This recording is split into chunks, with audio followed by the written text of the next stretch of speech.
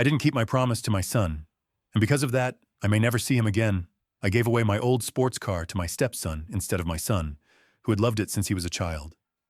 I've been a car mechanic since I was 19, and I've owned my own garage since I was 28.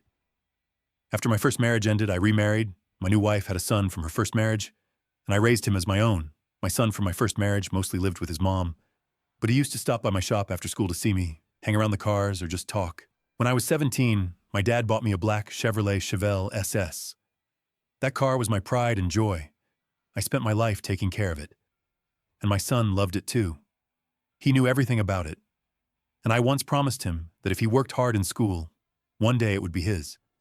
But life got messy. My ex-wife moved states away with my son after remarrying, and I only saw him every few months. Later, he went off to university, and at the same time, my business was struggling, and my wife became very sick. Years slipped by, and I barely spoke to him. Fast forward to 2019, my stepson turned 16. He was a great student and had just gotten into medical school. My wife and I were proud, and in a moment of pride, I decided to give him my Chevelle for his birthday. I even sent a picture to my son. Seconds later, he called me, furious. He reminded me that when he was 10, I had promised him that car. He yelled that I was a lousy father who didn't care about his real son, and instead of calming down, I snapped.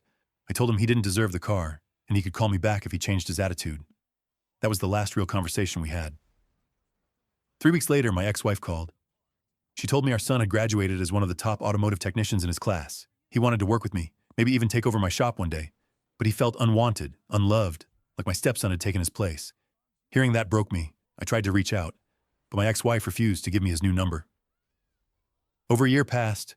My stepson even offered to give the car back, but it didn't matter anymore. My son wanted nothing to do with me. Then yesterday, a package arrived. No letter, no return address, but I knew it was from him. Inside was his old toy Chevrolet, a ripped photo of us sitting on the real car, and a videotape. On it, he was about 7, filming me while I worked.